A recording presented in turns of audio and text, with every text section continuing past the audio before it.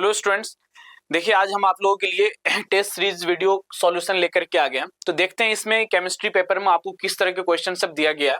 सबसे पहला क्वेश्चन अगर आप देखिएगा 46 नंबर क्वेश्चन में, तो इसमें बोला गया विच of the following arrangement of molecules correct on the basis of their dipole moments. यहाँ पे आपको डायपोल मोमेंट्स के ऑर्डर को अरेंज करना है। तो कैसे डायपोल मोमेंट्स हम कैलकुलेट करते हैं, अगर मान लीजिए पहले ऑप्शन के अकॉर्डिंग अगर बात करते हैं तो पहला मॉलिक्यूल जो दिया हुआ क्या दिया हुआ है, बोरोन ट्राइफ्लोराइड। तो बोरोन ट्राइफ्लोराइड में अगर आप इसके हाइब्रिडाइजेशन कैलकुलेट कीजिएगा तो ये आएगा sp2। और sp2 हाइब्रिडाइजेशन के अकॉर्डिंग जो इसकी ज्योमेट्री होता है वो क्या होता है, ट्राइगोनल प्लेनर। और ट्राइगोनल प्लेनर के अकॉर्डिंग जब आप इस मॉलिक्यूल्स के स्ट्रक्चर को अगर आप बनाइएगा तो बोरोन के साथ 3 फ्लोरीन कुछ इस तरीके से जुड़ेगा। तो यहाँ पे हम लोग जो वेक्टर का जो डायरेक्शन देते हैं, जो डायपोल मोमेंट कैलकुलेट करने के लिए जो वेक्टर रिप्रेजेंट करते हैं, वो हमारा जो डायरेक्शन रहता है वो पॉजिटिव एंड से निगेटिव एंड की तरफ रहता है। तो फ्लोरीन हाई इलेक्ट्रोनिगेटिव आइटम है, तो वेक्टर की डायरेक्शन कुछ इस तरीके से रहेगा, यहाँ पर वेक्टर की डायरेक्शन कुछ इस तरीके से रहेगा। तो ये दो वेक्टर जो है, ये दो वेक्टर का एक रिजल्टेंट वेक्टर इस डायरेक्शन में एग्जिस्ट करेगा, जो कि इस वेक्टर को क्या करेगा, कैंसिल कर देगा। और कैंसिल हो जाएगा तो डायपोल मोमेंट की वैल्यू यहाँ पे कितना आ जाएगा, डायपोल मोमेंट की वैल्यू आ जाएगा 0। नेक्स्ट अगर एग्जांपल को चेक करते हैं, NF3। तो NF3 के अंदर नाइट्रोजन के ऊपर एक लोन पेयर होगा, इसकी हाइब्रिडाइजेशन कितना हो जाएगा, sp3। और sp3 के अकॉर्डिंग जो इसकी ज्योमेट्री हो जाएगा वो क्या हो जाएगा, ज्योमेट्री हो जाएगा टेट्राहेड्रल। और टेट्राहेड्रल ज्योमेट्री के अकॉर्डिंग अगर आप इसके स्ट्रक्चर को अगर बनाइएगा तो नाइट्रोजन के ऊपर ये लोन पेयर हो गया और 3 फ्लोरीन कुछ इस तरीके से रहेगा। तो यहाँ पर अगर आप देखिएगा तो फ्लोरीन की इलेक्ट्रोनिगेटिविटी ज्यादा है, तो डायरेक्शन कुछ इस तरीके से रहेगा वेक्टर का, पॉजिटिव टर्मिनल से निगेटिव टर्मिनल की तरफ। और लोन पेयर का डायरेक्शन कुछ इस तरीके से रहेगा। तो यहाँ पे क्या होगा कि ये 3 वेक्टर जो है ये एडिशन हो रहा है, इसका एक रिजल्टेंट वेक्टर तो कुछ ऐसा एग्जिस्ट करेगा जो कि इस वेक्टर के साथ क्या हो जाएगा, सब्सट्रैक्ट हो जाएगा। मतलब यहाँ पे वेक्टर सब्सट्रैक्शन होगा। तो यहाँ पे जो डायपोल मोमेंट की जो वैल्यू होगा कुछ भी होगा, लेकिन वो जीरो नहीं होगा, वैल्यू कितना हो जाएगा, नॉन जीरो। अगर आप इसमें NH3 की बात करते हैं तो NH3 के भी अंदर आपको नाइट्रोजन पे लोन पेयर आएगा और हाइब्रिडाइजेशन इसका हो जाएगा sp3। और इसकी भी ज्योमेट्री क्या हो जाएगा, ज्योमेट्री हो जाएगा आपका टेट्राहेड्रल। तो टेट्राहेड्रल ज्योमेट्री के अकॉर्डिंग अगर आप इसकी स्ट्रक्चर अगर बनाएंगे तो नाइट्रोजन के ऊपर ये लोन पेयर हो गया और ये 3 हाइड्रोजन एटम कुछ इस तरीके से टेट्राहेड्रली अटैच रहेगा। इसमें अगर वेक्टर की अगर बात करेंगे तो यहाँ पे नाइट्रोजन की इलेक्ट्रोनिगेटिविटी ज्यादा है, तो वेक्टर का जो डायरेक्शन होगा कुछ इस तरीके से होगा, पॉजिटिव एंड से निगेटिव एंड की तरफ कुछ इस तरीके से रहेगा। और एक वेक्टर इधर जाएगा। तो यहाँ पर अगर आप ध्यान से अगर देखोगे तो ये 3 वेक्टर जो है, ये तीनों वेक्टर की एक एडिशन होगा जो इसके साथ जाकर के ऐड हो जाएगा। तो रिजल्टेंट जो हो जाएगा वेक्टर का, जो रिजल्टेंट एडिशन जो हो जाएगा वो भी यहाँ पे क्या होगा, नॉन जीरो। तो नॉन जीरो तो यहाँ पर भी है, नॉन जीरो यहाँ पर भी है। लेकिन यहाँ पे क्या था, 3 वेक्टर, यहाँ पे वेक्टर सब्सट्रैक्शन हो रहा है, यहाँ पे वेक्टर एडिशन हो रहा है। तो ऑब्वियसली मैग्नीट्यूड इसका ज्यादा होगा। और मैग्नीट्यूड अगर इसका ज्यादा हो गया तो सबसे ज्यादा जो डायपोल मोमेंट की वैल्यू होगा किसका हो जाएगा, NH3 का होगा। फिर किसका हो जाएगा, फिर NF3 का हो जाएगा। और फिर लास्ट में कौन सा आ जाएगा, बोरोन ट्राइफ्लोराइड। तो इस हिसाब से अगर आप ऑर्डर अगर देखेंगे तो ये ऑर्डर आपका बिल्कुल करेक्ट आंसर है, NH3 देन NF3 और then boron trifluoride. Next question पे आइए। नेक्स्ट क्वेश्चन देखिए, ये आपको एवरेज एटॉमिक मास का क्वेश्चन आपको दिया गया है और यहाँ पे सबका परसेंटेज भी आपको दिया गया है। X एक एलिमेंट है जो एग्जिस्ट कर रहा है in form of isotopic mixture, जिसके आपको परसेंटेज अबंडेंट आप बोल लीजिए या मोलर कॉम्पोजिशन आप बोलते हो वो बोल लीजिए, वो आपको वैल्यू दिया हुआ है। तो यहाँ पे जो X एलिमेंट है, जो X एटम है, उसके 3 आइसोटोप्स के बारे में आपको दिया गया है। 3 आइसोटोप्स में कौन कौन सा है, एक है X200 और एक कौन सा है X199 और ये कौन सा है X202। और इसके जो परसेंटेज अबंडेंट आपको जो दिया हुआ है, परसेंटेज अबंडेंट वो कितना दिया हुआ है, इसका दिया हुआ परसेंटेज अबंडेंट 90% और इसका दिया हुआ परसेंटेज अबंडेंट 8% और इसका दिया हुआ कितना 2%। तो आपसे बोला गया है कि the weighted average atomic mass of the naturally occurring element X is close to. तो हम यहाँ पे एवरेज एटॉमिक मास के लिए फॉर्मूला जो लगाते हैं, M एवरेज इक्वल्स टू क्या फॉर्मूला लगाते हैं, M1N1 plus M2N2 plus M3N3 divided by कितना हो जाएगा, N1 plus N2 plus N3। तो M1 की वैल्यू कितना हो गया, ये जो इसका मास नंबर दिया हुआ ये M1 को रिप्रेजेंट करेगा, ये M2 को रिप्रेजेंट करेगा और ये M3 को रिप्रेजेंट करेगा। और ये सब किसको रिप्रेजेंट कर रहा है, ये N1 को रिप्रेजेंट कर रहा है, N2 को रिप्रेजेंट कर रहा है, N3 को रिप्रेजेंट कर रहा है। और ऑल्दो इसकी वैल्यू क्या हो जाएगा, सम जो हो जाएगा इस तीनों को हम नीचे ऐड करेंगे N1 प्लस N2 N3, ये 100 हो जाएगा क्योंकि परसेंटेज में ही बात हो रही है। तो M1 की वैल्यू हो गया 200 और N1 की वैल्यू हो गया कितना 90 प्लस M2 की बात कितना हो गया 199 और N2 की बात कितना हो गया, N2 की बात हो गया 8, M3 की बात कितना हो गया 202 और N3 की बात कितना हो गया, N3 का जो वैल्यू हो जाएगा वो कितना हो जाएगा 2 और डिवाइडेड बाय नीचे कितना हो जाएगा, नीचे N1 की वैल्यू हो गया 90 प्लस 8 प्लस 2। सब वैल्यूज को आप बस यहाँ पे मल्टीप्लाई करके इसको ऐड कर लीजिए, आपको आंसर आ जाएगा। तो इसको एक बार हम लोग मल्टीप्लाई कर लेते हैं। इसमें जो वैल्यू दिया हुआ है 200 इंटू 90, 200 इंटू 90 ये कितना हो गया आपको 18,000 प्लस 199 इंटू 8 ये हो गया 1592 प्लस ये कितना हो जाएगा आपको 404 और डिवाइडेड बाय नीचे कितना आ गया 100। सबको अगर हम ऐड करेंगे अगर तो ये कितना हो जाएगा आपका 18,000, ये वैल्यू कितना आ जाएगा 19,996 डिवाइडेड बाय 100। तो यहाँ पे अगर आप पॉइंट अगर 20 ये आ जाएगा कितना आ जाएगा 99.96 विच इज अप्रोक्सीमेटली अगर आप आंसर देखोगे तो 99.9 दिया हो जो कि 200 के अप्रोक्सीमेटली हम इसको बोल सकते हैं 200। और चूंकि एटॉमिक मास ही है तो यूनिट भी क्या होगा इसका AMU। तो आंसर इसका कौन सा हो जाएगा आपका fourth answer is the correct answer. Next question में आइए, यहाँ पे पूछा गया विच of the following is the correct electronic configuration for iron. Iron का एटॉमिक नंबर कितना होता है 26। इलेक्ट्रॉनिक कॉन्फ़िगरेशन कितना हो जाएगा 1s2 2s2 2p6 3s2 3p6 4s2 और 3d कितना हो जाएगा 6 हो जाएगा। तो इसमें आप देख सकते हो और कभी कभी इसको हम ऐसे भी लिखते हैं, ये तो एनर्जी के ऑर्डर पे हो जाता है तो आप इस तरह से भी लिख सकते हैं 1s2 2s2 2p6 3s2 3p6 और थर्ड शेल वाले को आप पहले लिख लीजिए 3d6 और 4s2। तो इस हिसाब से भी हम लिख सकते हैं इलेक्ट्रॉनिक कॉन्फ़िगरेशन को on the basis of principal quantum number. तो कौन सा आंसर हो जाएगा आपसे मैच कर लीजिए 1s2 2s2 2p6 3s2 3p6 ये सब तो होगा नहीं 1s2 2s2 2p6 3s2 3p6 3d6 4s2 ये this is the correct answer 1s2 2s2 2p6 3s2 3p6 3d6 और 4s2। ठीक है, नेक्स्ट क्वेश्चन में ये पूछा जा रहा है कि boron has the smaller first ionisation enthalpy than beryllium. Boron की अगर हम बात करते हैं तो बोरोन और बेरिलियम का एटॉमिक नंबर कितना होता है 4, बोरोन का कितना होता है 5। तो यहाँ पर इसकी इलेक्ट्रॉनिक कॉन्फ़िगरेशन लिखिएगा 1s2 2s2 2p1। इसका अगर आप लिखिएगा 1s2 2s2 1s2 2s2 तो यहाँ जो इलेक्ट्रॉन निकल रहा हो किससे निकल रहा है p सबशेल से। और यहाँ पे आप इलेक्ट्रॉन अगर निकालिएगा तो कहाँ से निकालिएगा s सबशेल से।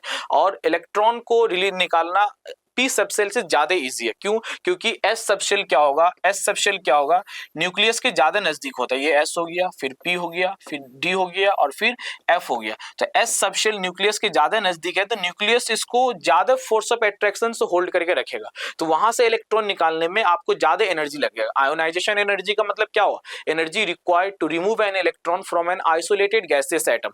तो आपको एक आइसोलेटेड गैसियस एटम के आउटर शेल से जब आप इलेक्ट्रॉन बाहर निकालते हो तो उसमें जो एनर्जी लग रहा है उसी को हम क्या बोलते हैं आयोनाइजेशन एनर्जी। तो s सबशेल से इलेक्ट्रॉन निकालना और p सबशेल से इलेक्ट्रॉन निकालना कंपैरेटिवली ज्यादा इजी कौन है, p सबशेल से। तो यहाँ पे कम एनर्जी लगेगा, तो कम एनर्जी लगेगा तो हम बोल सकते हैं कि जो आयोनाइजेशन एनर्जी होगा वो बोरोन का कम होगा बेरिलियम का ज्यादा होगा। ये ऑर्डर होना चाहिए आयोनाइजेशन एनर्जी का। आपके क्वेश्चन में क्या बोला गया, boron has smaller ionisation enthalpy than beryllium. तो स्टेटमेंट 1 तो बिल्कुल सही है, लेकिन अगर दूसरा स्टेटमेंट आप इसका देखिए first ionisation enthalpy of nitrogen is smaller as compare to oxygen. तो नाइट्रोजन के लिए अगर आप बात कीजिएगा इसका भी एटॉमिक नंबर 7 और 1s2 2s2 और कितना हो जाएगा 2p3। और अगर ऑक्सीजन की अगर आप बात कीजिएगा तो इसका एटॉमिक नंबर 8 होता है 1:2, 2:2 और ये कितना हो जाएगा 2p4। आप यहाँ पे देखिएगा p3 exactly half field configuration है, और एग्जैक्टली हाफ फील्ड कॉन्फ़िगरेशन ये स्टेबल कॉन्फ़िगरेशन होता है। और यहाँ से अगर आप इलेक्ट्रॉन को अगर बाहर निकालेंगे तो यहाँ पे आपको बहुत ज्यादा एनर्जी देना पड़ेगा, क्योंकि इलेक्ट्रॉन बाहर निकलने के बाद कॉन्फ़िगरेशन क्या हो जाएगा, अनस्टेबल हो जाएगा। तो यहाँ से इलेक्ट्रॉन बाहर निकलना चाहेगा नहीं, लेकिन अगर आप फिर भी अगर आप यहाँ से इलेक्ट्रॉन निकालोगे तो आपको एनर्जी ज्यादा देना पड़ेगा। लेकिन अगर आप यहाँ पे अगर बात कीजिएगा तो यहाँ से जैसे ही एक इलेक्ट्रॉन बाहर जाएगा, ये 2p4 से किस में कन्वर्ट हो जाएगा, 2p3। मतलब अभी ये अनस्टेबल है, लेकिन एक इलेक्ट्रॉन जैसे इससे बाहर जाएगा ये स्टेबल कॉन्फ़िगरेशन हो जाएगा। मतलब यहाँ से इलेक्ट्रॉन बहुत फास्ट निकलेगा, बहुत इजी से निकल जाएगा और कम आयोनाइजेशन एनर्जी लगेगा। और कम आयोनाइजेशन एनर्जी लगेगा तो हम यहाँ पे बोल सकते हैं ऑक्सीजन की आयोनाइजेशन एनर्जी नाइट्रोजन से क्या होगा, कम होगा। तो अगर आपका स्टेटमेंट 2 अगर आप देखिएगा तो इसमें बोला जा रहा है first ionisation enthalpy of nitrogen is smaller, नहीं नाइट्रोजन का तो ज्यादा है। तो स्टेटमेंट आपका 1 सही है, स्टेटमेंट 2 आपका गलत है। तो आपका जो पहला ऑप्शन ही करेक्ट हो जाएगा, statement 1 is correct but statement 2 is incorrect. Next question पे अगर आप देखते हो, which of the following is are state function. State function किसको बोलते हैं, स्टेट फंक्शन उससे बोला जाता है जो इनिशियल और फाइनल स्टेट पे डिपेंड करता है, जो कि जब सिस्टम स्टेट को चेंज करता है, एक स्टेट से दूसरे स्टेट की तरफ जाता है, तो पाथ पे डिपेंड नहीं करता है कि वो किस पाथ से जा रहा है। जैसे मान लीजिए अगर सिस्टम यहाँ है और यहाँ से सिस्टम यहाँ आ रहा है, तो ये कई सारे रास्ते हो सकते हैं, इस तरह से आ सकता है, इस तरीके से आ सकता है, इस तरीके से आ सकता है। तो ऐसे ऐसे फंक्शन जो पाथ पे डिपेंड ना करे, जो सिर्फ और सिर्फ इनिशियल और फाइनल स्टेट पे डिपेंड करता है, उसे हम क्या बोलते हैं, स्टेट फंक्शन। और स्टेट फंक्शन हमारे पास जो होता है टोटल 4 स्टेट फंक्शन होते हैं। कौन कौन सा होता है, internal energy, enthalpy, internal energy की बात हम लोग कर सकते हैं, इंथैल्पी होता है, इंट्रोपी और क्या होता है, गिब्स फ्री एनर्जी। ये 4 हमारे पास स्टेट फंक्शन है। और 2 पाथ फंक्शन हम लोग पढ़ते हैं, कौन कौन सा, हीट एंड वर्क। थर्मोडायनामिक्स के अंदर ये हम लोग 2 पाथ फंक्शन पढ़ते हैं। तो यहाँ पर आप ऑप्शन देख सकते हो, इंथैल्पी आपका स्टेट फंक्शन है, इंट्रोपी स्टेट फंक्शन है, Gibbs free energy state function है। तो आंसर कौन सा हो जाएगा, ACD हो जाएगा, ACD ओनली।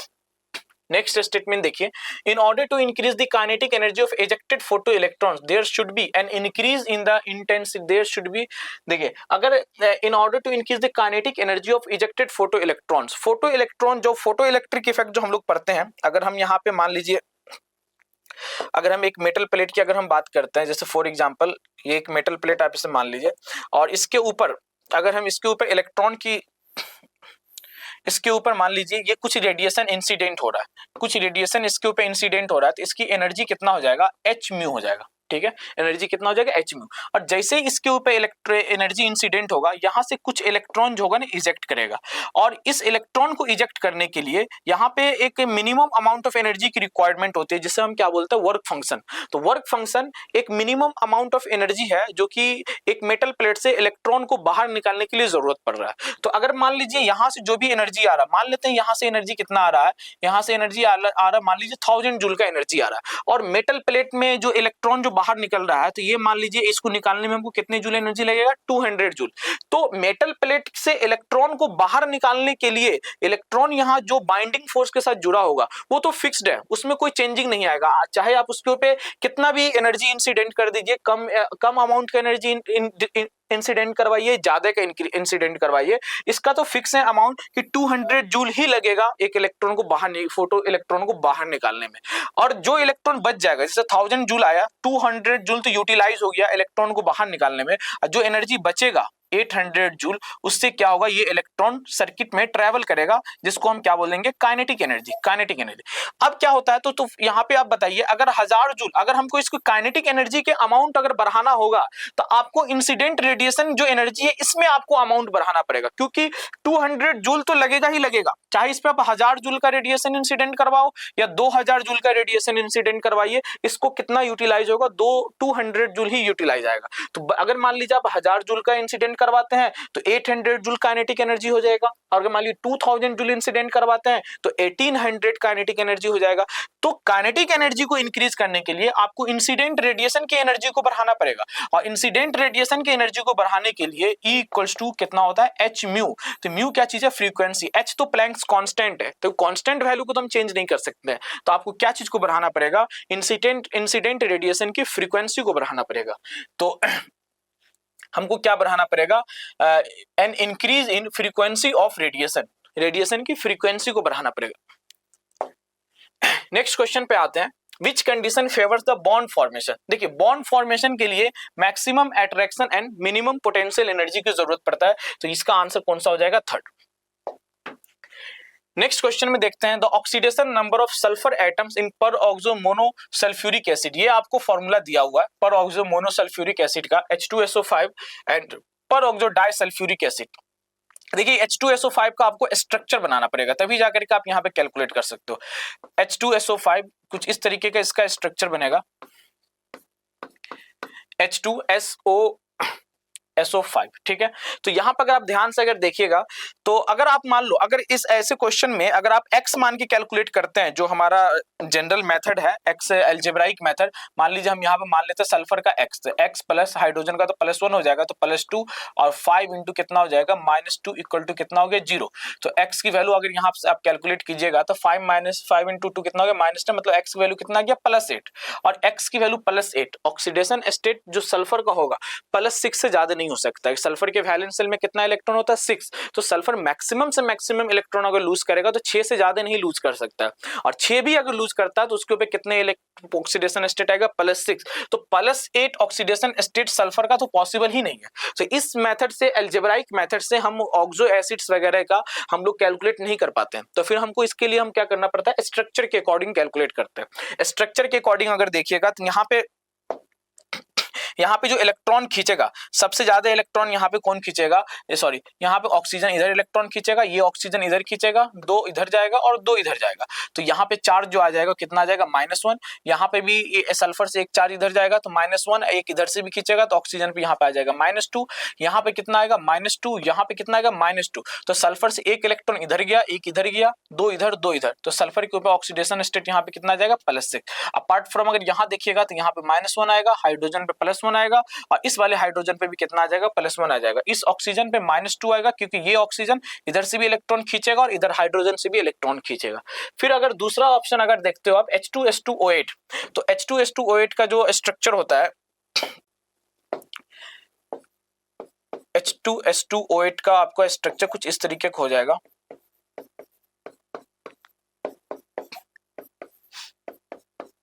ये आपका स्ट्रक्चर हो गया किसका, H2S2 और 2 2 4 2 6 2 8 H2S2O8। यहाँ पर भी अगर आप देखेंगे तो यहाँ पर भी आपको उसी मेथड से कैलकुलेट करना पड़ेगा। सल्फर का एक इलेक्ट्रॉन इधर जाएगा, सल्फर का एक इधर जाएगा, 2 बॉन्ड इधर है तो 2 इधर जाएगा, 2 इधर जाएगा, तो यहाँ पे भी सल्फर पे कितने आ जाएंगे +6, ऑक्सीजन पे -2, ऑक्सीजन इधर से खींचेगा -2, हाइड्रोजन पे +1, ऑक्सीजन पे यहाँ पर भी -2, यहाँ पे -1 और ऑक्सीजन इधर से इलेक्ट्रॉन खींच रहा है तो यहाँ पर भी -1 आ जाएगा, यहाँ पे -2 आ जाएगा, कुछ इस तरीके से यहाँ पर भी इधर जाएगा तो -2 इधर जाएगा, ऑक्सीजन इधर इलेक्ट्रॉन खींचेगा तो यहाँ पर भी +6, यहाँ पर भी खींच रहा -2, यहाँ पे कितना हो गया +1, तो दोनों ही सल्फर पर अगर आप देखिएगा तो दोनों ही सल्फर पे यहाँ पे ऑक्सीडेशन स्टेट कितना आ रहा है +6, तो आंसर आपका कौन सा हो जाएगा, ये थर्ड आंसर बिल्कुल करेक्ट आंसर है, that is +6 and +6। Next question अगर आप देखिएगा, the correct order of bond angle in hybrid orbitals sp sp2 sp3, sp के अंदर जो बॉन्ड एंगल होता है, sp क्या होता है, लीनियर ज्योमेट्री, तो लीनियर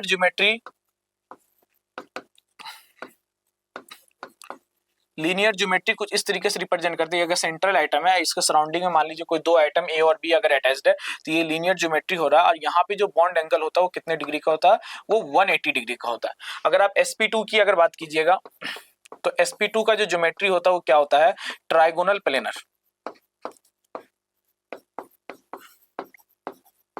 ट्राइगोनल प्लेनर ज्योमेट्री क्या होता है, ये सेंट्रल आइटम हो गया, इससे 3 बॉन्ड कुछ इस तरीके से रहेगा A B C, तो यहाँ पे जो बॉन्ड हो गया ये कितने डिग्री का बॉन्ड एंगल हो जाएगा, ये हो जाएगा 120 डिग्री का। और अगर आप sp3 की अगर बात कीजिएगा तो sp3 का जो ज्योमेट्री होता है वो क्या होता है, डेट इज टेट्राहेड्रल, और टेट्राहेड्रल के अंदर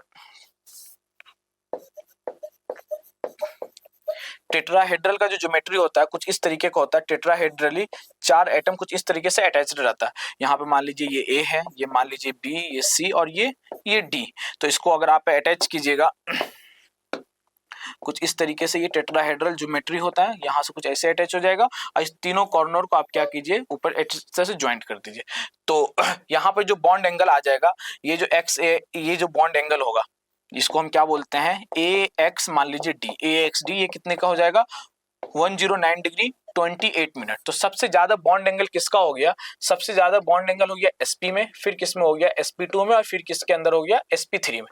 तो ऑर्डर कौन सा हो जाएगा, sp, sp2 एंड sp3, मतलब इसका आंसर जो fourth answer is the correct answer.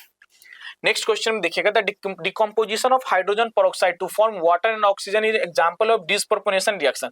अगर आप H2O2 की अगर डिकम्पोजिशन अगर करवाते हैं तो H2O2 कुछ इस तरीके से डिकम्पोज हो जाएगा, H2O में डिकम्पोज होता है और O2 में डिकम्पोज होता है। तो यहाँ पे अगर देखिएगा तो यहाँ पे ऑक्सीजन का जो ऑक्सीडेशन स्टेट होता है पेरोक्साइड के अंदर, ऑक्सीजन -1 ऑक्सीडेशन स्टेट पे होता है, हाइड्रोजन +1 पे होता है। यहाँ पे ऑक्सीजन -2 पे, यहाँ ऑक्सीजन 0 पे है। तो अगर आप देखिएगा तो ऑक्सीजन एटम -1 से कहाँ पहुंच रहा है, -2 पे, मतलब यहाँ पे हो रहा है रिडक्शन, और ऑक्सीजन -1 से कहां पहुंचा है, 0 पे, मतलब यहां पे क्या हो रहा है, ऑक्सीडेशन। और अगर एक ही एलिमेंट्स का ऑक्सीडेशन भी होता है और रिडक्शन भी होता है, एक गिवन कंपाउंड से अगर सेम एलिमेंट का अगर ऑक्सीडेशन रिडक्शन होता है तो ऐसे रिएक्शन को हम क्या बोलते हैं, डिसप्रोपोर्शनल रिएक्शन। तो असर्शन तो इसका सही है।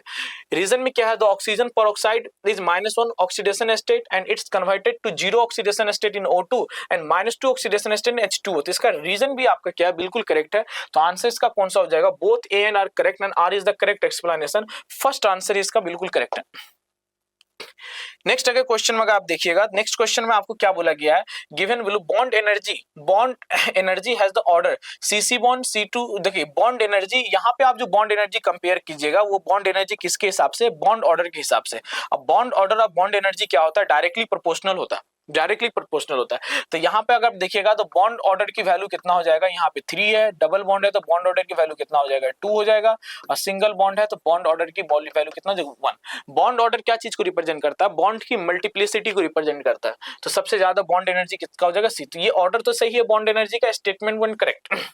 Bond energy increases with increase in bond order, statement 2 भी इसका आपका बिल्कुल सही है। तो आंसर कौन सा हो जाएगा इसका, first. Both statement 1 and 2 are correct. Next देखिए, VSEPRT थ्योरी से आपको valence shell electron pair repulsion theory, हम लोग केमिकल बॉन्डिंग के अंदर पढ़ते हैं। तो इसमें आपको सबका आपको शेप पता करना है। तो जैसे अगर पहला मॉलिक्यूल्स की अगर बात करते हैं, Zn की अगर हम बात करते हैं,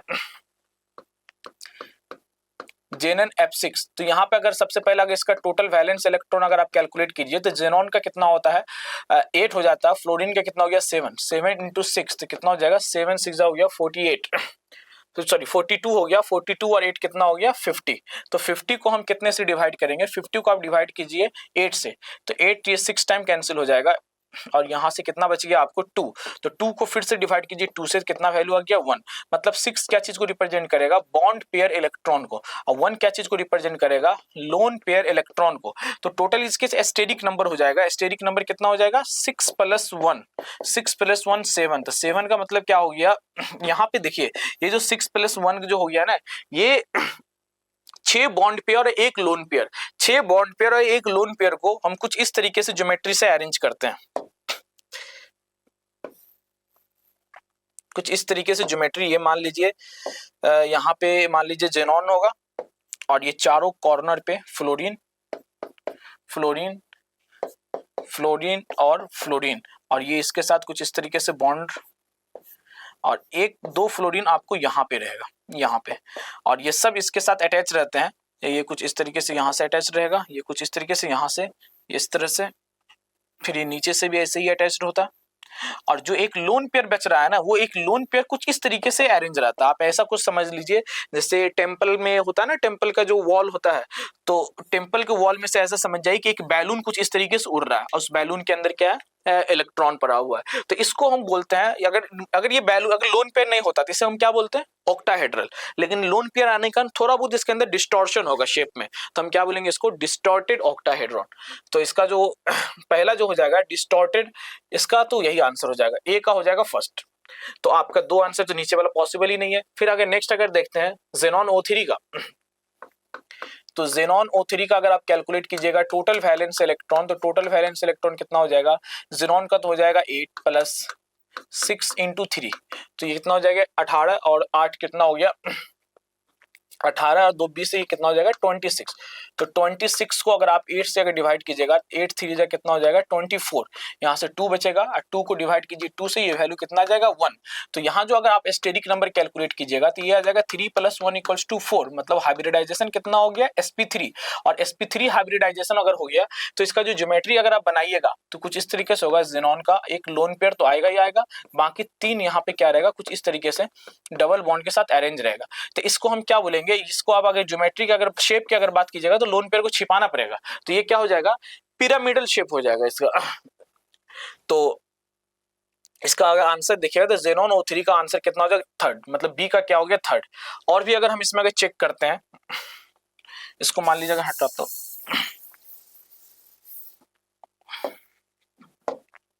मान लीजिएगा ज़ेनॉन O4 का अगर हम कैलकुलेट करते हैं तो टोटल वैलेंस इलेक्ट्रॉन कितना हो जाएगा, ज़ेनॉन का तो हो जाएगा 8, ऑक्सीजन का हो जाएगा 6, फ्लोरीन का हो जाएगा 7 इंटू कितना हो गया 4। तो 8 और 6 कितना हो गया 14 + 28। तो ये कितना हो जाएगा, अगर 8 और 4 कितना हो गया 12 और 2 1 3 कितना हो गया 4 42। तो 42 को अगर आप डिवाइड कीजिए 8 से तो 8 5 जा कितना हो जाएगा 40। तो 2 यहाँ बचेगा कैंसिल, और 2 डिवाइडेड बाय 2 कितना हो गया 1। मतलब यहाँ पे जो एस्टेरिक नंबर आ गया वो कितना आ गया 5 + 1 मतलब 6, और 5 + 1 मतलब 6 का हाइब्रिडाइजेशन कितना हो जाएगा sp3d2। और sp3d2 में अगर आप स्ट्रक्चर बनाइएगा तो ये क्या हो जाएगा ऑक्टाहेड्रल शेप का आएगा कुछ इस तरीके से। यहाँ पे आ जाएगा आपका ज़ेनॉन और यहाँ पे 4 फ्लोरीन है, 4 फ्लोरीन तो यहाँ रहेगा, 4 फ्लोरीन यहाँ रहेगा, एक डबल बॉन्ड यहाँ रहेगा, एक लोन पेयर कुछ इस तरीके से रहेगा। तो इसमें अगर आप देखिएगा तो ये आपका स्क्वायर पिरामिड शेप बन जाएगा। ये चारों कॉर्नर को शेप में तो हम लोन पेयर को काउंट नहीं करते, लोन पेयर को छिपाना पड़ता है, तो सबको अगर ज्वाइंट कीजिएगा तो ये स्क्वायर पिरामिडल शेप बनेगा। तो ज़ेनॉन OF4 का कौन सा हो गया स्क्वायर पिरामिडल। ज़ेनॉन F4 की अगर हम बात करते हैं, ज़ेनॉन F4 की अगर बात करोगे तो यहाँ पे अगर आप टोटल वैलेंस इलेक्ट्रॉन अगर कैलकुलेट कीजिएगा तो ये ज़ेनॉन का कितना हो जाएगा 8 और 7 इंटू कितना हो गया 4। तो 8 प्लस कितना हो जाएगा 28। तो ये कितना हो जाएगा, ये हो गया आपका 36। 36 में अगर आप मान लीजिए 8 से अगर डिवाइड करते हैं तो ये हो जाएगा 8, अगर हम यहाँ पे 8 4 जा अगर लगाते हैं तो ये कितना हो जाएगा 32। तो 6 में से 2 चला गया 4, ये कैंसिल। अब 4 को आपको कितना से डिवाइड करना पड़ेगा 2 से, तो वैल्यू कितना आ जाएगा 2। तो 4 + 2 जो एस्टेरिक नंबर होगा वो कितना हो जाएगा 4 + 2 एस्टेरिक नंबर कितना हो गया 6। तो इस अब की बार अगर देखिएगा ना तो यहाँ पे 6 में ऑक्टाहेड्रल ही होगा, लेकिन अब अगर इसकी शेप अगर बनाइएगा तो कुछ इस तरीके से आपका इसका शेप आ जाएगा। और ज़ेनॉन है तो ज़ेनॉन के साथ 4 फ्लोरीन तो यहाँ होगा 1 2 3 4 और 2 लोन पेयर, तो दोनों लोन पेयर कुछ इस तरीके से रहेगा। तो इसका जो शेप हो जाएगा दोनों लोन पेयर को छिपा दीजिएगा तो इसको बोलेंगे स्क्वायर प्लेनर। तो ये स्क्वायर प्लेनर हो गया। तो पहला का आंसर 1 हो गया। और बी का कौन सा हो रहा है थर्ड, तो बी का देखिए थर्ड इसी में है, फिर सी का भी देखिए 4 है और डी का देखिए 2 है। तो करेक्ट आंसर इसका कौन सा हो जाएगा 57 का 1 हो जाएगा। नेक्स्ट क्वेश्चन में अगर आते हैं तो यहाँ पे देखिए ये आपको बॉन्ड ऑर्डर कैलकुलेट करने दिया गया, काफी इजी क्वेश्चन है। आप इसको मॉलिक्यूलर ऑर्बिटल थ्योरी से तो कर ही सकते हैं। आपको पिछले भी टेस्ट पेपर में हम मॉलिक्यूलर ऑर्बिटल थ्योरी के बारे में आपको डिस्कस किए हैं और इसमें उतना दिमाग भी आप अगर नहीं लगाते हो तो N2 के अंदर आपको मालूम है, सबको जानते हैं कि N2 ट्रिपल बॉन्ड बनाता है। तो बॉन्ड ऑर्डर इसका कितना हो जाएगा 3। ऑक्सीजन आपको मालूम है डाइवेलेंट होता है, तो ऑक्सीजन का बॉन्ड ऑर्डर कितना हो जाएगा बॉन्ड ऑर्डर कितना हो जाएगा 2। और F2 के बारे में आपको मालूम है कि हैलोजन से एक सिंगल बॉन्ड बनाता है, तो इसका बॉन्ड ऑर्डर कितना हो जाएगा 1। तो N2 को आप मैच कीजिए 3 से, O2 को मैच कीजिए 2 से, F2 को मैच कीजिए 1 से और O2 + 2 किससे मैच कर जाएगा 2.5 से। तो N2 का 3 मतलब A का कौन सा हो गया 4। तो A का 4 यहाँ है, यहाँ है, यहाँ है।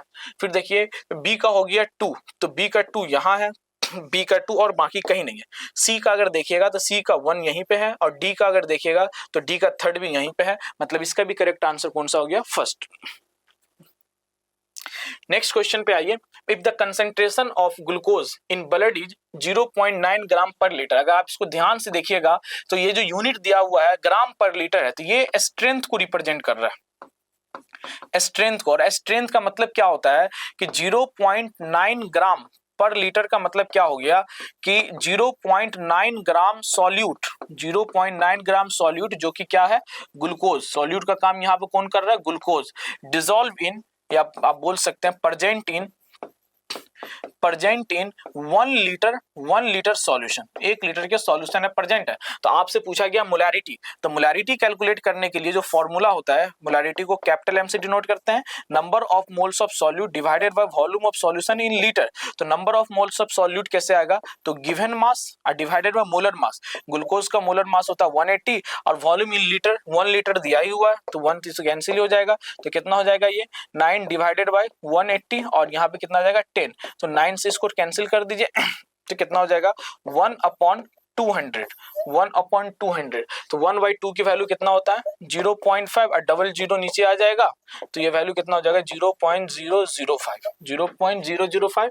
आंसर कौन सा हो जाएगा इसका, बिल्कुल थर्ड आंसर हो जाएगा। नेक्स्ट क्वेश्चन पे आइए, one is leave assertion reason the reactant which present in lesser amount limits the amount of product form called limiting agent. ये बिल्कुल करेक्ट स्टेटमेंट है। जो कभी भी हम स्टोइक्योमेट्री की जो क्वेश्चन करते हैं उसमें अगर रिएक्टेंट साइट जो ज्यादा क्वांटिटी में प्रेजेंट होता है उसे हम एक्सेस रिएजेंट बोलते हैं, जो कम अमाउंट में प्रेजेंट होता है उसे लिमिटिंग रिएजेंट बोलते हैं। और जो प्रोडक्ट बनेगा ना वो अकॉर्डिंग टू लिमिटिंग रिएजेंट ही बनेगा, क्योंकि अगर एक चीज अगर खत्म हो जाएगा तो प्रोडक्ट नहीं बन सकता है। जैसे अगर मान लीजिए अगर ए है और बी है, ये मिलके सी बना रहा है, तो अगर इसमें मान लीजिए ए अगर कम क्वांटिटी में प्रेजेंट है तो अगर ए खत्म हो गया तो फिर सी का बनना बंद हो जाएगा, क्योंकि सी बन रहा है ए और बी के कॉम्बिनेशन से।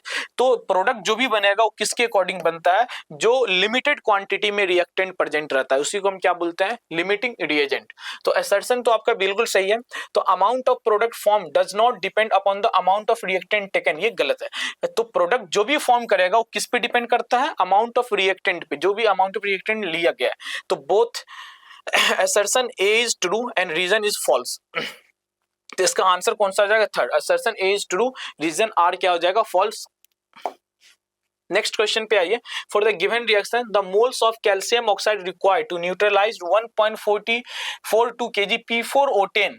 तो देखिए कैल्शियम ऑक्साइड की मोल्स के बारे में पूछा गया कि इसके कितने मोल्स रिक्वायर्ड होगा। हम लोग स्टोइकियोमेट्री में पढ़ते हैं कैल्शियम ऑक्साइड का मोल, मतलब जिसका बारे में आपको कैलकुलेट करना है उसकी कोफिशिएंट को ऊपर ले लीजिए नॉमिनेटर में, और जिसके हिसाब से कैलकुलेट करना है, किसके हिसाब से कैलकुलेट करना है, तो जिसका अमाउंट आपको दिया गया क्वेश्चन के अंदर उसी के अकॉर्डिंग कैलकुलेट करेंगे। तो P4O10 के हिसाब से कैलकुलेट करना है, तो P4O10 का कोफिशिएंट कितना 1, और मल्टीप्लाई किससे कर देंगे, जो दिया हुआ क्वांटिटी है ना जिसके हिसाब से हम कैलकुलेट कर रहे हैं उसके मोल से। तो उसका मोल कैसे आएगा, तो 1.42 kg है तो इसको आप ग्राम में बदल लीजिए और डिवाइडेड बाय इसका मोलर मास। अब P4O10 का मोलर मास कितना दिया हुआ आपको 284। तो पॉइंट यहां हो रहा है, ये नीचे आ जाएगा कितना 100, 142 से ये 2 टाइम्स कैंसिल हो जाएगा, और यहां से अगर इसको कैंसिल कीजिएगा 3 टाइम्स हो जाएगा, डबल जीरो से कैंसिल हो गया, कितना बचेगा यहाँ पर 10, तो 3 × 10 कितना हो गया 30। आंसर इसका कितना हो जाएगा 30 मोल, और आपको मोल ही पूछा गया है, तो आंसर कौन सा हो जाएगा इसका, second is the correct answer. फिर अगर आप देखिएगा सिग्निफिकेंट फिगर, तो काफी कॉमन क्वेश्चन है, पॉइंट के बाद ये 2 नॉन जीरो नंबर है, तो सिग्निफिकेंट फिगर इसका कितना हो जाएगा 2। तो नेक्स्ट क्वेश्चन देखिए, angular momentum an electron in an atom is quantized. Angular momentum of an electron in an atom is quantized.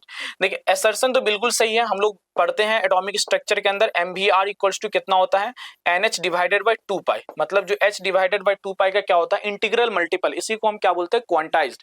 तो एक एटम के अंदर जो इलेक्ट्रॉन जिस शेल के अंदर प्रेजेंट होगा उसका जो एंगुलर मोमेंटम होगा वो हमेशा क्या होगा integral multiple of H divided bye 2 पाई, जहां पे n की वैल्यू 1 2 3 डॉट डॉट डॉट 4 5 6 कुछ भी हो सकता है। तो ये 2 पाई, तो ये तो बिल्कुल सही है। In an atom only those orbits are permitted in which angular momentum of electron is a natural multiple of h by 2 pi, ये भी बिल्कुल करेक्ट स्टेटमेंट है। तो बोथ असर्शन रीजन करेक्ट है और करेक्ट एक्सप्लेनेशन भी है, तो इसका आंसर कौन सा हो जाएगा आपका, first answer is the correct answer. Next question में आइए, which one of the following is note the characteristics of Planck's quantum theory of radiation, the energy is not absorbed और emitted in whole number or multiple quantum। देखिए अगर यहाँ पर अगर ध्यान से अगर देखिएगा तो the energy is not absorb, ये नॉट वर्ड नहीं देना चाहिए था, बिकॉज क्योंकि जो प्लैंक्स क्वांटम थ्योरी है उसमें तो बतलाया जाता है कि जो भी एनर्जी इंसिडेंट होता है वो छोटे छोटे क्वांटा के फॉर्म में, एनर्जी के पैकेट के फॉर्म में, तो multiple whole number of multiple quantum, ये करेक्ट स्टेटमेंट है। जबकि यहाँ पे नॉट अगर लगा दिया है तो ये स्टेटमेंट इनकरेक्ट हो गया है। तो आपसे पूछा गया है note correct, note the characteristics of, तो नोट द कैरेक्टरिस्टिक्स ऑफ, यही स्टेटमेंट इसका सही हो जाएगा। क्योंकि अगर यहाँ पे अगर नॉट नहीं देता तो प्लैंक्स के हिसाब से ये करेक्ट स्टेटमेंट है, लेकिन नॉट लगा करके अब प्लैंक्स के हिसाब से ये स्टेटमेंट क्या हो गया, गलत, और आपसे गलत स्टेटमेंट ही पूछा गया। फिर अगर नेक्स्ट क्वेश्चन पे आते हैं, यहाँ पे देखिए क्वांटम नंबर से आपको क्वेश्चन दिया गया है, तो इसमें आपसे पूछा जा रहा है कौन कौन सा सेट सही है। अगर पहले सेट की अगर बात करते हैं तो अगर n की वैल्यू अगर 3 है, n की वैल्यू 3 है तो l की वैल्यू कहां से कहां तक होगा, n की वैल्यू अगर 3 है तो l की वैल्यू कहां से कहां तक होता है, 0 से लेकर के n-1, मतलब l की वैल्यू यहाँ पे कहां से 0 से लेके 3 0 से लेके 2 तक, तो 0 से लेके 2 तक वैल्यू कौन कौन सा आता है, 0 1 2, और यहाँ पे l की वैल्यू 0 है तो ये भी सही है, ये भी सही है। और m की वैल्यू, तो m की वैल्यू कितना होगा, m की वैल्यू होगा -L2 प्लस l, तो m की वैल्यू कितना हो जाएगा, l की वैल्यू अगर 0 है तो -0 से +0, m की वैल्यू हम कितना ले सकते हैं, -L से लेकर के +L, तो यहाँ पे जो m की जो वैल्यू आ जाएगा तो कितना हो जाएगा, -0 से +0 मतलब 0, और s की वैल्यू हाफ प्लस हाफ भी हो सकता है, माइनस हाफ भी हो सकता है, तो ये भी सही है, ये भी सही है। तो सेट ए तो बिल्कुल सही है। तो अगर आप देखिएगा और ऑप्शन में, तो ऑप्शन में इसमें सेट ए प्रेजेंट नहीं है तो ये गलत, यहाँ पे भी नहीं है तो ये भी गलत, सब कुछ चेक करने की जरूरत भी नहीं है, ए और सी। तो ऑप्शन 1 और 3 में अगर देखिएगा तो ए भी है, सी भी है, बी और डी को आपको चेक करना पड़ेगा।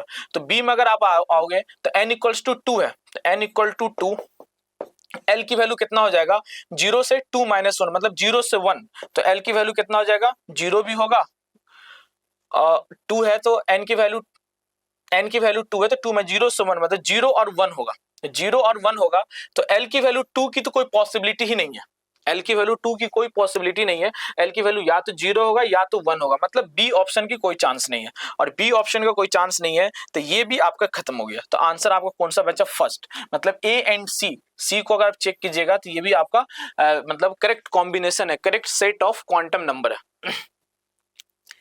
नेक्स्ट क्वेश्चन पे आइए, if the kinetic energy of an electron is increase by 4 times then wavelength, kinetic energy और डी ब्रोगली वेवलेंथ में लैम्डा इक्वल्स टू फॉर्मूला होता है h डिवाइडेड बाय p, या फिर हम क्या बोलते हैं h divided by under root of 2m k, जहां पे m क्या चीज को रिप्रेजेंट करता है, मास को, और k क्या चीज को रिप्रेजेंट मतलब मास ऑफ इलेक्ट्रॉन को रिप्रेजेंट करता है, और k क्या चीज को रिप्रेजेंट करता है, काइनेटिक एनर्जी को। तो आपसे बोला गया है कि the kinetic energy of electron increase 4 times, kinetic energy को 4 टाइम्स, तो वेवलेंथ में क्या चेंजिंग आएगा, तो इसको पहले हम बोल देते λ1 फिर λ2, और h डिवाइडेड बाय h तो कांस्टेंट ही रहेगा, अंडर रूट ऑफ 2mk, दूसरा क्या हो जाएगा, इसको k1 बोल देते हैं, फिर यहाँ पे अंडर रूट ऑफ 2m, इसको k2 बोल देते हैं, और डिवाइडेड बाय कितना हो गया h, तो h से h कैंसिल हो जाएगा, under root of 2m cancel हो जाएगा, तो क्या आ जाएगा यहाँ पे λ1 divided by λ2 equals to under root of k2 divided by k1। लेकिन यहाँ पे जो k2 के बारे में जो बोला गया है, kinetic energy of an electron is increase by 4 times, तो k2 की जगह पर हम लिख सकते हैं 4 × k1, तो k1 से k1 कैंसिल हो गया, स्क्वायर रूट से 4 कितना आ जाएगा 2, तो नया जो वेवलेंथ हो गया, जो नया वेवलेंथ हो जाएगा पहले वाले वेवलेंथ के कितना हो जाएगा, 2 टाइम्स हो जाएगा, λ2 2 टाइम्स नहीं होगा, हाफ हो जाएगा, नया जो वेवलेंथ हो जाएगा λ2 दैट इज पहले वाले वेवलेंथ के कितना हो जाएगा, हाफ हो जाएगा। तो आंसर कौन सा हो जाएगा, 1/2, मतलब third answer is the correct answer. Next question पे आइए, अगर आप Na+ sodium forms Na+ ion but it does not form Na+2, sodium की अगर आप इलेक्ट्रॉनिक कॉन्फ़िगरेशन की बात कीजिएगा, इसका एटॉमिक नंबर 11 होता है, 1s2 1s2 2s2 2p6 और 3s1।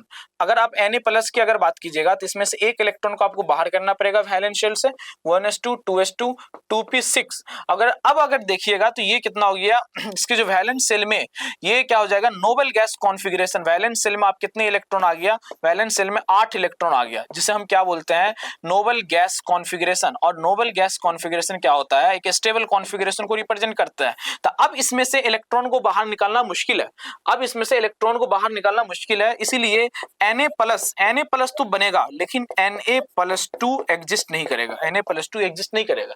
तो यहाँ पे आपको क्या बोला गया, very low value of ionisation, first ionisation energy, आप इसको आयनाइजेशन एनर्जी से बोल सकते हैं। यहाँ पे इलेक्ट्रॉन अगर बाहर निकालेंगे तो आपको काफी ज्यादा आयनाइजेशन एनर्जी लगेगा, तो सेकंड आयनाइजेशन एनर्जी का अमाउंट काफी ज्यादा होगा।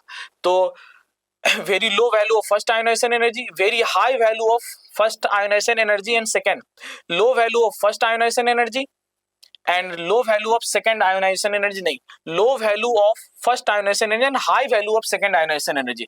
पहला इलेक्ट्रॉन जो बाहर निकलेगा वो बहुत आसानी से निकल जाएगा। क्यों बहुत आसानी से निकल जाएगा? क्योंकि उसके निकलने के बाद जो कॉन्फ़िगरेशन हो रहा है वो काफी ज्यादा स्टेबल हो रहा है। तो फर्स्ट आयोनाइजेशन एनर्जी क्या हो जाएगा, कम होगा, लो आयोनाइजेशन एनर्जी। और सेकंड आयोनाइजेशन एनर्जी जब फर्दर आप पी से इलेक्ट्रॉन निकालिएगा तो स्टेबल कॉन्फ़िगरेशन में से आप इलेक्ट्रॉन बाहर निकालोगे तो उसकी आयोनाइजेशन एनर्जी क्या हो जाएगा, इंक्रीज हो जाएगा। तो इसका जो करेक्ट आंसर होगा that will be 4 is the correct answer.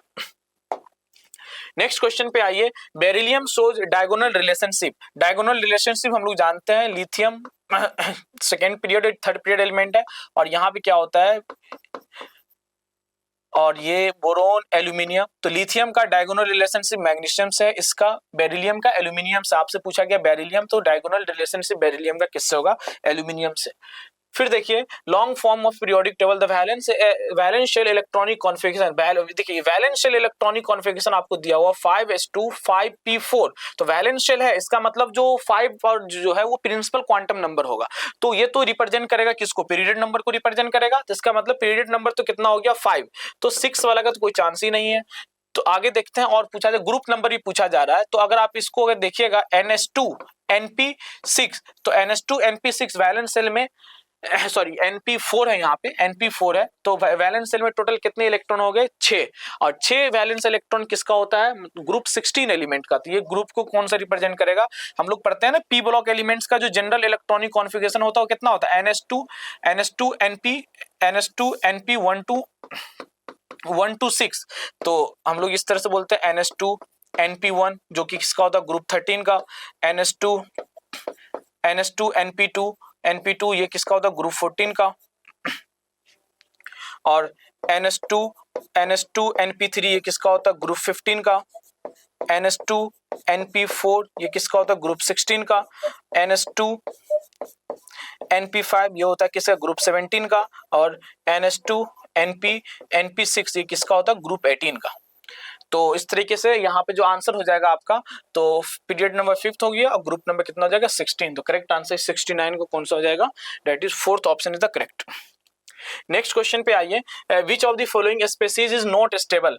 देखिए यहाँ पे अगर आप देखिएगा सिलिकॉन, जर्मेनियम और सिलिकॉन, यहाँ पे अगर देखेंगे तो सिलिकॉन SiF6 और SiCl6, ये सिलिकॉन एक स्मॉल साइज ऑफ मॉलिक्यूल्स है और इसके अराउंड में 6 फ्लोरीन है। तो फ्लोरीन भी स्मॉल साइज के एटम है, तो 6 फ्लोरीन ये एडजस्ट तो कर लेगा, वैकेंट d ऑर्बिटल तो है, लेकिन क्लोरीन की साइज थोड़ा सा फ्लोरीन से ज्यादा है। तो एक सिलिकॉन एक स्मॉल साइज के एटम के सराउंडिंग में क्लोरीन जैसे 6 बड़े एटम की यहाँ पे एडजस्ट नहीं हो सकता है, तो इसलिए ये मॉलिक्यूल्स पॉसिबल नहीं होगा। तो इसका आंसर भी कौन सा हो जाएगा आपका, 17 का 4। नेक्स्ट क्वेश्चन पे आते हैं, in which of the following case entropy decreases। Entropy का मतलब क्या होता है, डिग्री ऑफ रैंडमनेस। अगर डिग्री ऑफ रैंडमनेस अगर डिक्रीज हो रहा है तो हम क्या बोलेंगे, इंट्रोपी डिक्रीज हो रहा है। मतलब अगर यहाँ पे देखिए लिक्विड, और ये किस में कन्वर्ट हो रहा है, सॉलिड में। लिक्विड है, लिक्विड के मॉलिक्यूल्स काफी फार अपार्ट होते हैं, तो यहाँ पे इंट्रोपी ज्यादा होता है। लेकिन जब वो सॉलिड में कन्वर्ट हो जाते हैं तो मॉलिक्यूल्स काफी क्लोज आ जाता है, मॉलिक्यूल्स काफी क्लोज आ रहा है। तो इसका मतलब क्या हो गया कि मॉलिक्यूल रैंडमनेस डिक्रीज कर गया, मतलब इंट्रोपी डिक्रीज कर गया। तो यहाँ पे क्या बोला जा रहा है, in which of the following case entropy decreases. तो पहला ही आंसर इसका बिल्कुल करेक्ट है। नेक्स्ट क्वेश्चन पे आइए, work done during the expansion of a gas. Work done आपसे पूछा जा रहा है, expansion of gas from 4 dm³ बोलिए या 4 लीटर बोलो, 6 dm³ या 6 लीटर बोलिए, against a constant external pressure 3 atm। तो वर्क डन का फॉर्मूला क्या होता है, P external V2 minus V1, एक ही तो फॉर्मूला है वर्क डन कैलकुलेट करने का। और माइनस P एक्सटर्नल कितना आपको दिया हुआ, 3 atm। यहाँ पे आपको यूनिट का ख्याल रखना पड़ेगा क्योंकि ऑप्शन आपको जूल में दिया हुआ है, 3 atm। अब V2 कितना हो गया, 6 माइनस 4 कितना हो जाएगा, ये dm³ मतलब यहाँ पे क्या आ जाएगा, लीटर। तो कितना आ जाएगा, 6 में से 4 गया 2 और इंटू 3, तो कितना आ जाएगा -6 -6 एटीएम लीटर, और कितना हो जाएगा -6 इंटू एटीएम लीटर का वैल्यू कितना हो जाएगा 101.3 जूल। 3 जूल आपको मालूम है 1 एटीएम लीटर इक्वल्स टू कितना होता है 101.13 आई थिंक 13 या 3 जूल से ऐसे अप्रॉक्स होता है। तो इसको आप मल्टीप्लाई कर लीजिए 16 को 101 से, अगर 16 को 101 से 608 के लगभग ये वैल्यू आ जाएगा, -608, सॉरी यहाँ पे 16 हम बार बार लिख रहे हैं, ये 6 होगा 6। अब इसको अगर आप मल्टीप्लाई कीजिएगा तो ये वैल्यू कितना आ जाएगा -608 जूल। ठीक है, नेक्स्ट क्वेश्चन पे आते हैं। नेक्स्ट क्वेश्चन में अगर देखिएगा, which of the following relationship between free energy and change in a reaction and the corresponding equilibrium constant Kc। देखिए ये फॉर्मूला हम लोग पढ़ते हैं, del G naught equals to -2.303 del G naught -2.303 R T log Kc, log Kc, हालांकि log Kc, तो ये आप देखिएगा यहाँ पे, तो ये करेक्ट आंसर होगा इसका, डायरेक्ट तो फॉर्मूला ही पूछा हुआ है, इसमें तो कुछ सोचने वाली बात ही नहीं है। नेक्स्ट क्वेश्चन में आइए, देखिए नोमेनक्लेचर का क्वेश्चन है, और नोमेनक्लेचर में आपको पहले क्या करना पड़ता है, पेरेंट चेन सेलेक्ट करते हैं, पेरेंट चेन सेलेक्ट करने के बाद नंबरिंग करते हैं, और नंबरिंग कहां से करते हैं, तो नंबरिंग के लिए प्रायोरिटी देते हैं फंक्शनल ग्रुप को। तो कार्बोक्सिलिक एसिड यहाँ पे लोअर पोजीशन पाएगा 1 2 3 4 5 6, और ये कितना हो गया 7। तो अगर आप यहाँ पे देखिएगा तो सबसे पहले साइड चेन का नाम लिखते हैं, तो साइड चेन में 2 पे मिथाइल है, 5 पे मिथाइल है, 6 पे भी मिथाइल है, तो क्या नाम हो जाएगा 2, 5, 6 ट्राई मिथाइल, 2, 5, 6 ट्राई मिथाइल। फिर अगर देखिएगा तो हम किसका नाम लिखेंगे, पहले वर्ड रूट, तो 7 कार्बन के लिए वर्ड रूट हम क्या यूज करते हैं, हेप्ट। चूंकि सब सिंगल बॉन्ड तो है नहीं, 3 पे डबल बॉन्ड है, तो हम क्या लिखेंगे हेप्ट 3 इन, और 1 और 7 पे कार्बोक्सिलिक ग्रुप प्रेजेंट है, तो क्या लिखेगा 1,7 डाइओइक एसिड, 1,7 डाइओइक एसिड। तो इस हिसाब से आप ऑप्शन देख लीजिए, 2, 5, 6 ट्राई मिथाइल हेप 3 इन 1,7 डाइओइक एसिड। इसका जो करेक्ट आंसर हो जाएगा वो कौन सा हो जाएगा, थर्ड हो जाएगा। नेक्स्ट क्वेश्चन पे आइए, यहाँ पे आपको दिया हुआ है CH3CH double bond, CH3CH double bond, CH single bond CH3, इसके ऊपर आपको पहले क्या किया गया है, बेयर्स रिएजेंट के साथ रिएक्शन किया गया है, डाइल्यूट KMnO4। तो बेयर्स रिएजेंट क्या करता है, हाइड्रोक्सिलेशन करता है। हाइड्रोक्सिलेशन किसको बोलते हैं, सिन एडिशन, सिन हाइड्रोक्सिलेशन करेगा, मतलब डबल बॉन्ड के अराउंड सेम साइड से हाइड्रोक्सी ग्रुप का एडिशन करेगा। तो यहाँ पे जो आपको प्रोडक्ट बनेगा CH3CH एक OH यहाँ लग जाएगा, सिंगल बॉन्ड CH एक OH यहाँ लग जाएगा, और यहाँ पे क्या आ जाएगा CH3, मतलब इसे हम क्या बोलते हैं, विसिनल डायोल्स। तो एक तो ये बनेगा, और दूसरा यहाँ पे देखिए एसिडिक KMnO4। तो एसिडिक KMnO4 क्या करेगा, इसकी ऑक्सीडेशन करवाएगा, और ऑक्सीडेशन यहाँ पे बिल्कुल ही ऑक्सीडेटिव ओजोनोलिसिस की तरह हम प्रोडक्ट बनाते हैं। और ऑक्सीडेटिव ओजोनोलिसिस क्या होता है, यहाँ पे डबल बॉन्ड को ब्रेक कर दीजिए, दोनों तरफ से ऑक्सीजन लगाइए, और चूंकि एल्डिहाइड होगा तो ऑक्सीडेटिव हो रहा है ओजोनोलिसिस है, तो एल्डिहाइड का फर्दर ऑक्सीडेशन हो जाएगा कार्बोक्सिलिक एसिड में। तो प्रोडक्ट जो बनेगा, तो पहले तो बनेगा CH3C डबल बॉन्ड OH, और फिर ये ऑक्सीडेशन होकर क्या बना लेगा, एसिटिक एसिड। तो 2 मोल्स तो इसी का फॉर्मेशन हो जाएगा। तो क्या हो जाएगा आंसर इसमें, अगर देखिएगा तो पहला ही आंसर करेक्ट है, सिन हाइड्रोक्सिलेशन, और यहाँ पे क्या है, एसिटिक एसिड। नेक्स्ट क्वेश्चन पे आते हैं, कॉन्सेंट्रेटेड H2SO4 और HNO3। कॉन्सेंट्रेटेड H2SO4 और HNO3 में आपसे पूछा गया HNO3 एक्ट है। देखिए HNO3 के अंदर जो होता है, यहाँ पे कुछ इस तरीके से HNO3 OH और एक ऑक्सीजन कुछ डबल बॉन्ड इस तरह से रहता है, और एक कोऑर्डिनेट बॉन्ड से, ये HNO3 का स्ट्रक्चर है। अब इसमें क्या होता है, H2SO4 क्या करेगा, H प्लस प्रोवाइड करेगा। तो H2SO4 जब H प्लस प्रोवाइड करेगा, तो ऑक्सीजन क्या करता है, अपना लोन पेयर इसको डोनेट करता है। तो ऑक्सीजन जब लोन पेयर डोनेट करेगा, तो यहाँ पे जो प्रोडक्ट बनेगा क्या बन जाएगा, N, और ऑक्सीजन से क्या अटैच हो जाएगा, 2 हाइड्रोजन अटैच हो जाएगा। यहाँ पे डबल बॉन्ड, यहाँ पे ये कोऑर्डिनेट बॉन्ड, और ऑक्सीजन पे 2 लोन बॉन्ड 3 बॉन्ड बन जाएगा तो प्लस चार्ज आ जाएगा, और प्लस चार्ज को हटाने के लिए ऑक्सीजन इस बॉन्ड से इलेक्ट्रॉन खींचेगा, और इस बॉन्ड से जब इलेक्ट्रॉन खींचेगा तो H2O तो यहाँ से बाहर हो जाएगा और नाइट्रोजन पे आ जाएगा प्लस चार्ज, और फॉर्मेशन किसका हो जाएगा NO2 प्लस। तो अगर आप ध्यान से अगर देखेंगे तो यहाँ पे HNO3 क्या किया है, लोन पेयर डोनेट करने का काम किया। जो लोन पेयर डोनेट करने का काम करता है वो किसकी तरह एक्ट करता है, वो बेस, वो इलेक्ट्रॉन रिच स्पीशीज कहलाता है। तो HNO3 यहाँ पे किसकी तरह काम कर रहा है, यहाँ पे बेस की तरह काम कर रहा है। नेक्स्ट क्वेश्चन पे आइए। सबसे पहले क्या करवाया गया है, यहाँ पे आपको एक्स वाई जेड, आपको जेड बतलाना है। तो सबसे पहले तो फोटो हेलोजिनेशन का पार्ट है। फोटो हेलोजिनेशन में ब्रोमिनेशन करवाया गया है। और ब्रोमिनेशन आप जानते हो कि Br2H म्यू के प्रेजेंस में होता है, और जो सबसे हाईएस्ट डिग्री मतलब फ्री रेडिकल यहाँ पे मैकेनिज्म लगता है, फ्री रेडिकल एडिशन। तो जो stable carbon free radical form कर सकता है कार्बन, वहां पे हम ब्रोमीन के सब्स्टिट्यूशन करते हैं, इसे सिलेक्टिव टाइप रिएक्शन बोला जाता है। नेक्स्ट स्टेप में आपको क्या बोला गया है कि अल्कोहलिक KOH, तो अल्कोहलिक KOH के साथ इसको हीट किया गया। तो हीट किया गया है तो यहाँ पे जो मैकेनिज्म लगेगा डेट इज क्या लगेगा, E2 मैकेनिज्म लगेगा, E2 एलिमिनेशन सेकेंड ऑर्डर। तो ब्रोमीन तो यहाँ से हटेगा ही हटेगा, इसके एडजेसेंट लोकेशन से हाइड्रोजन, तो यहाँ से भी हाइड्रोजन जा सकता है, यहाँ से भी, यहाँ से भी। तो ये दोनों तो खैर सिमेट्रिकल, अगर मान लीजिए इसको अल्फा बोलते हैं, अल्फा 1 बोलते हैं, तो इसे भी अल्फा 1 बोलना पड़ेगा, लेकिन इसे क्या बोलेंगे, अल्फा 2। तो 2 एल्कीन की फॉर्मेशन होगा, जिसमें एक सेडजेफ एल्कीन होगा और एक होफमैन एल्कीन होगा। ये एक एल्कीन बन गया, और एक एल्कीन क्या बनेगा, यहाँ पे एक एल्कीन ये बनेगा। अगर इसमें आप अल्फा हाइड्रोजन अगर देखेंगे तो अल्फा हाइड्रोजन यहाँ पे 4 होगा। अगर यहाँ पे आप अल्फा हाइड्रोजन अगर देखते हैं तो अल्फा हाइड्रोजन यहाँ पे 3, यहाँ पे 2, यहाँ पे 2, तो कितना हो गया टोटल 7। तो ये हो गया आपका, ये हो गया हॉफमैन एल्कीन, ये हो गया हॉफमैन एल्कीन, और ये हो गया सेडजेफ एल्कीन। और सेडजेफ एल्कीन ही हमारा क्या होता है, सेडजेफ एल्कीन क्या होता है, मेजर प्रोडक्ट होता है। तो हम क्या करेंगे, यहाँ पे जो नेक्स्ट स्टेप का जो रिएक्शन है ना, जो फिर से HBr पेरोक्साइड यूज किया गया है, तो हम मेजर वाले पे लगाएंगे, मेजर वाले पे। और HBr पेरोक्साइड आपको पता है, HBr पेरोक्साइड के प्रेजेंस में हम क्या लगाते हैं, एंटी मार्कोनिकॉप्स रूल। और एंटी मार्कोनिकॉप्स रूल क्या बोलता है, जो एडिंग मॉलिक्यूल्स है उसका जो निगेटिव पार्ट है वो कहां जाएगा, निगेटिव पार्ट उस कार्बन पे जाएगा जहां पे मोर नंबर ऑफ हाइड्रोजन प्रेजेंट है। तो डबल बॉन्ड के उस कार्बन पे जाएगा जहां पे मोर नंबर ऑफ हाइड्रोजन प्रेजेंट है। तो मोर नंबर ऑफ हाइड्रोजन तो इस कार्बन पे है, यहाँ पे तो हाइड्रोजन है भी नहीं, तो Br माइनस यहाँ अटैच हो जाएगा और हाइड्रोजन यहाँ। तो फाइनल जो प्रोडक्ट आपका बनेगा, फाइनल प्रोडक्ट आपका बनेगा कुछ ये, ब्रोमीन यहाँ अटैच हो जाएगा। तो आंसर इसका कौन सा हो जाएगा, ये, this is the third answer, is the correct answer. Next question पे आइए। मैचिंग कॉलम का क्वेश्चन दिया गया है, और यहाँ पे आपको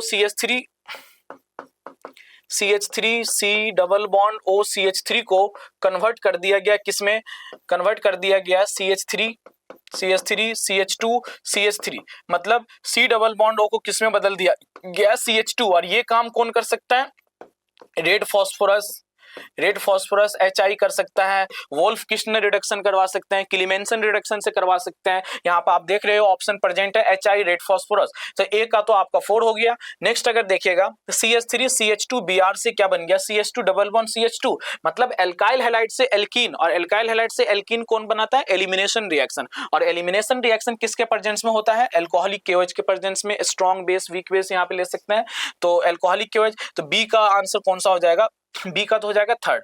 फिर आप देखिए बेंजोइक एसिड को बेंजीन में कन्वर्ट कर दिया गया। बेंजोइक एसिड बेंजीन में कब कन्वर्ट होगा, जब हम इसके ऊपर करवाएंगे soda lime decarboxylation. Soda lime decarboxylation क्या होता है, सोडा लाइम डीकार्बोक्सिलेशन NaOH और कैल्शियम ऑक्साइड के प्रेजेंस में इसको हीट करते हैं। NaOH कैल्शियम ऑक्साइड के प्रेजेंस में हीट करेंगे तो यहां से ये बॉन्ड टूट जाएगा, और यहाँ पे क्या बन जाएगा, बेंजीन की फॉर्मेशन होगा। एक और इसी तरीके का रिएक्शन होता है जिसको हम कॉलबेज इलेक्ट्रोलाइसिस बोलते हैं, जिसमें हम NaOH के प्रेजेंस में इलेक्ट्रोलाइसिस करवाते हैं। तो यहाँ पे बॉन्ड टूटेगा और रेडिकल की फॉर्मेशन होता है, जो कि आपस में सेम मॉलिक्यूल्स के साथ ज्वाइंट होता है। तो खैर यहाँ पे तो वो तो कपलिंग रिएक्शन होता है, यहाँ पे वो नहीं, कपलिंग रिएक्शन नहीं है। तो यहाँ पे आपके बेंजीन की फॉर्मेशन होगा। तो जो आंसर हो जाएगा इसका C6HCO, जो आंसर हो जाएगा इसका आंसर हो जाएगा दिस। फिर आगे देखिए जो डी ऑप्शन है, ये फिनॉल को बेंजीन में कन्वर्ट किया गया, और ये फिनॉल का बेसिकली, फिनॉल को ऊपर अगर आप जिंक के पाउडर अगर यूज करते हैं तो फिनॉल का क्या हो जाएगा, रिडक्शन, फिनॉल का रिडक्शन हो जाएगा। तो रिडक्शन रिड्यूस होके फिनॉल बेंजीन में कन्वर्ट हो जाएगा। अब प्लस क्या बनेगा, ZNO। तो जिंक यहाँ पे 0 ऑक्सीडेशन स्टेट पे, जिंक यहाँ पे +2 पे, तो ये 0 से कहां पहुंच रहा, +2 पे। इसका मतलब जिंक का हो गया ऑक्सीडेशन और फिनॉल का क्या हो गया है, फिनॉल का हो गया रिडक्शन। तो इसका आंसर कौन सा हो जाएगा, 4। तो ए तो मैच कर गया 4 से, ए मैच कर गया 4 से, ए 4 के साथ यहां मैच है, यहां मैच है। बी मैच कर गया किससे, बी थर्ड से मैच कर गया, तो बी थर्ड से मैच कर गया, तो बी यहां पे थर्ड है, बाकी कहीं तो है भी नहीं, तो आंसर इसका करेक्ट कौन सा हो जाएगा, third option is the correct answer. Next question पे आइए, यहाँ पे देखिए विच of the following is the regarding order of acidic strength. तो अगर हम पहले ऑप्शन के हिसाब से चेक करते हैं, CH3 CH3 C double bond OH, acidic strength comparison करने के लिए आपको क्या करना पड़ता है, उसको एनाइंस में कन्वर्ट कीजिए, उसकी एसिडिक हाइड्रोजन को बाहर कर दीजिए और उसे एनाइंस बना लीजिए, और उस एनाइन की मतलब उसके कॉन्जुगेट बेस की स्टेबिलिटी को कंपेयर कीजिए। तो यहाँ पे स्टेबिलिटी लगाइएगा तो ये प्लस आई लगाएगा, प्लस आई इलेक्ट्रॉन डोनेटिंग ग्रुप है जो कि एनाइन की स्टेबिलिटी को कम करेगा। दूसरा ऑप्शन अगर आप देखते हो CH3 CH2 C double bond OH, यहाँ पे O माइनस, तो ये प्लस आई उससे ज्यादा लगाएगा, जितना ज्यादा बल्कियर अल्काइल ग्रुप होता है उतना ज्यादा प्लस आई लगेगा, तो ये कम इलेक्ट्रॉन डोनेट करेगा, ये ज्यादा करेगा, तो ज्यादा करेगा तो इसकी अगर हम यहाँ पे अगर देखते हैं तो प्लस आई, यहाँ पे प्लस आई ज्यादा लगेगा, तो ज्यादा लगेगा तो इसकी एसिडिक स्ट्रेंथ कम होगा, इसकी एसिडिक स्ट्रेंथ ज्यादा होगा, तो एसिटिक एसिड तो ज्यादा होगा ही, और ये तो सबसे पीछे ही आएगा अल्काइन, तो कार्बोक्सिलिक एसिड की एसिडिक स्ट्रेंथ ज्यादा होगा एज कंपेयर टू दिस, तो this is the correct order. Next question पे आइए, विच of the following will not show geometrical isomerism. Geometrical isomerism show करने के लिए आपको लास्ट क्लास में बताया गया था, जो डबल बॉन्डेड सिस्टम है इसको ऊपर नीचे ग्रुप जो है ना वो डिफरेंट होना चाहिए। यहाँ पर आप देखिए ग्रुप देखिए सेम है, CH3 तो ये नहीं शो करेगा ज्योमेट्रिकल आइसोमेरिज्म, तो इसका आंसर कौन सा हो जाएगा, फोर्थ। नेक्स्ट क्वेश्चन में देखिए CaCO2 कैल्शियम कार्बाइड की आप अगर हाइड्रोलिसिस करवाइएगा तो ये बनाएगा acetylene CH triple bond CH, और इसकी जब रेड हॉट आयरन ट्यूब से रिएक्शन करवाइएगा तो इसका हो जाएगा ट्राइमेराइजेशन, और ये क्या बना लेगा, बेंजीन का रिंग, तो आंसर इसका कौन सा हो जाएगा, second is the correct answer. Next question by the compound among the following that does not undergo Friedel Craft reaction easily. Friedel-Crafts reaction अगर यहाँ पे देखिएगा ऑप्शन में क्या सब दिया हुआ है, मिथाइल बेंजीन CH3 जो कि क्या है प्लस H लगाएगा, और प्लस H क्या है, एक्टिवेटिंग ग्रुप है, रिंग को एक्टिवेट करेगा, इलेक्ट्रॉन डोनेटिंग ग्रुप है, रिंग को एक्टिवेट करेगा। इथाइल बेंजीन में अगर भी आप देखिएगा यहाँ पे CH2 CH3 तो ये भी क्या लगाएगा, ये भी लगाएगा प्लस H, और ये भी क्या करेगा, इलेक्ट्रॉन डोनेटिंग ग्रुप है, तो ये भी क्या करेगा, इलेक्ट्रोफिलिक एडिशन के रेट को इंक्रीज करेगा, रिंग को एक्टिवेट करेगा। ये सब क्या हो गया, एक्टिवेटिंग ग्रुप, जो भी प्लस वाला है plus H plus M plus I, ये सब क्या है, एक्टिवेटिंग ग्रुप, ये सब रिंग को इलेक्ट्रोफिलिक एरोमेटिक सब्स्टिट्यूशन के रिगार्डिंग और उसकी रेट को बढ़ाएगा, इंक्रीज करेगा। सिर्फ अगर बेंजीन की बात करते हैं तो खैर बेंजीन पे भी इलेक्ट्रोफिलिक एरोमेटिक सब्स्टिट्यूशन होगा, लेकिन अगर आप लास्ट ऑप्शन अगर देखोगे नाइट्रोबेंजीन, तो नाइट्रोबेंजीन जो है ये लगाता है माइनस एम लगाएगा, और ये हो गया डीएक्टिवेटिंग ग्रुप, और डीएक्टिवेटिंग ग्रुप है, रिंग को डीएक्टिवेट करेगा, मतलब इलेक्ट्रो EAS का जो रेट हो जाएगा यहाँ पे सबसे कम हो जाएगा, तो यहाँ पे थोड़ी सी मुश्किल है। तो अगर ऑप्शन के अकॉर्डिंग अगर देखा जाए the compound among the following that does not undergo Friedel Craft reaction, तो fourth answer is the correct answer. Next question में देखिए, लिस्ट स्टेबल कार्बेनाइन की स्टेबिलिटी को कौन बढ़ाएगा, इलेक्ट्रॉन विड्रॉइंग ग्रुप, तो यहाँ पे NO2 देखिए माइनस आई लगा रहा है, साइनाइड देखिए माइनस आई लगा रहा है, COH भी देखिए माइनस आई लगा रहा है, फ्लोरीन तो यहाँ पे कुछ लगाएगा ही नहीं क्योंकि inductive effect distance dependent effect है, और ये 3 कार्बन तक ही एप्लीकेबल है, तो यहाँ पे 2 कार्बन एप्लीकेबल है, 2 कार्बन यहाँ पे देखिए 1 2 3 4, 3 कार्बन के बाद चौथे कार्बन पे इंडक्टिव इफेक्ट इनसिग्निफिकेंट हो जाता है, तो यहाँ पे जो लिस्ट स्टेबल है ये सब तो स्टेबिलिटी ठीक ठाक होगा, ये लिस्ट स्टेबल हो जाएगा क्योंकि यहाँ पे इंडक्टिव इफेक्ट तो ऑपरेट ही नहीं कर रहा है, तो fourth answer the correct answer. Next आइए, आइडेंटिफाई द करेक्ट स्टेटमेंट। तो पहला ऑप्शन तो देखिए आप ध्यान से अगर देखिएगा तो ये एरोमेटिक स्पीसीज है, क्योंकि सॉरी एरोमेटिक नहीं, ये एंटी एरोमेटिक है क्योंकि ये हकल्स रूल को फॉलो नहीं कर रहा है, क्योंकि इसके अंदर 2 और 2 4 पाई इलेक्ट्रॉन है, तो ये एंटी एरोमेटिक हो गया। इसको अगर देखिएगा तो यहाँ पे लोन पेयर भी है, तो यहाँ पे कितना आ जाएगा 6 पाई इलेक्ट्रॉन, तो ये क्या हो गया आपका एरोमेटिक। ये अगर देखिएगा तो ये भी क्या है एंटी एरोमेटिक, और ये तो खैर sp3 हाइब्रिडेशन कार्बन है, तो sp3 होने के कारण टेट्राहेड्रल ज्योमेट्री जो कि नॉन प्लेनर होता है, हम इसे क्या बोलेंगे, नॉन एरोमेटिक। तो पहला ऑप्शन देखिए 1 and 3 are anti aromatic, 1 and 3 are anti aromatic, ये बिल्कुल सही ऑप्शन है। 3 and 4 are non aromatic, 3 and 4, 3 तो एरोमेटिक है, 4 नॉन एरोमेटिक है, तो ये आंसर गलत। 2 and 3 इज एरोमेटिक, 2 एरोमेटिक है, 3 एरोमेटिक नहीं, ये भी गलत।